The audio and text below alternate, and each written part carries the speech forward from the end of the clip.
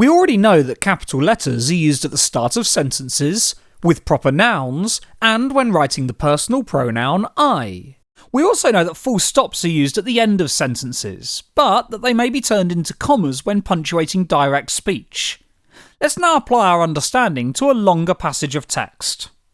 Unfortunately, all the capital letters and full stops have been removed from this passage. Our job is to add them back in.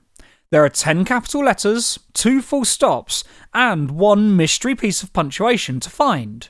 See if you can find them all. Let's start by reading it out loud and working out how many separate sentences there are going to be. On Monday the 21st of July 1969, Neil Armstrong became the first person to walk on the moon.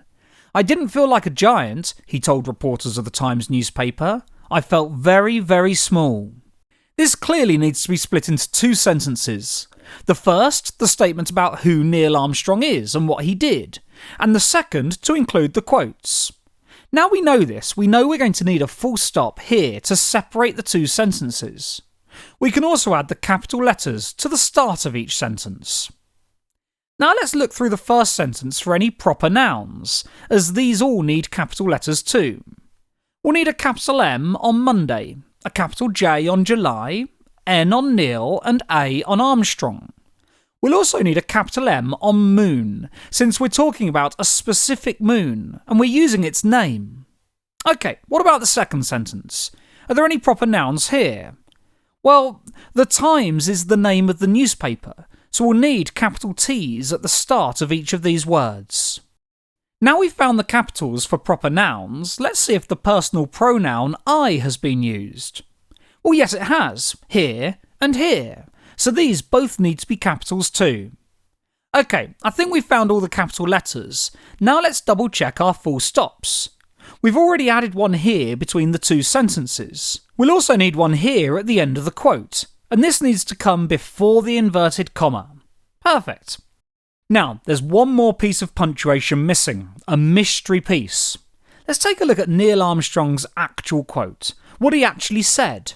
I didn't feel like a giant, I felt very, very small. So we can see that this full stop has actually gone missing. So should we add it back in? Well, no. Because we've split the quote with details of who was speaking, we will use a comma instead, and we'll place it here, before the inverted comma. Brilliant! So we found all 10 capital letters, the 2 full stops, and the mystery punctuation, the comma within the speech.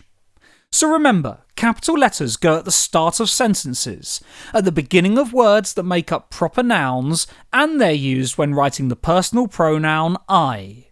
We also use full stops to end sentences, but we need to take care when punctuating speech, as some full stops may be turned into commas.